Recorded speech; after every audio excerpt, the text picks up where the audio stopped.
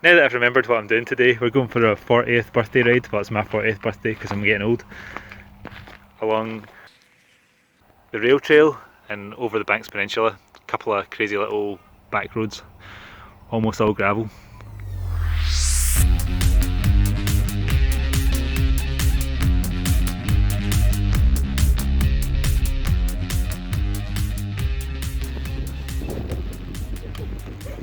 So it's time to set off along the Little River Rail Trail. This is the first time I've been out on the Honzo Gravel bike on anything but a little local tiny ride, so I'm hoping it's going to roll well. Before this was a Little River Rail Trail, it was a railway line until about 1967. I think it ran for around about 100 years, just less than that. The first little bit of the rail trail was absolutely covered in animal poo.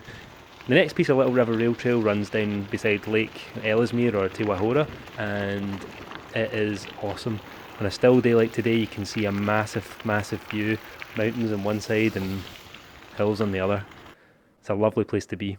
It does make me worry about sea level rise though. The first place we stopped is a little cafe in Little River. A coffee and a snack is quite welcome because it's actually a pretty chilly day. I hope it doesn't get too much colder when we start to climb.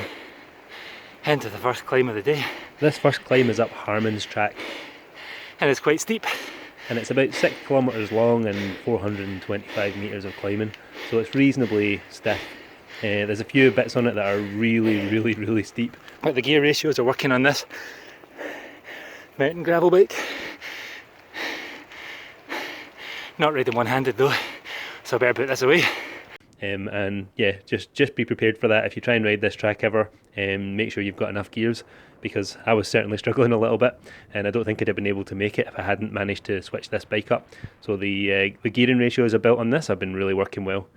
Pretty glad I did it. Oh yeah, and the gear ratios are a 40 tooth front chainring and the biggest cog at the back is a 42 tooth. So yeah, better than 1-to-1. And if you want to see anything about building the bike, then have a look at some of my other videos.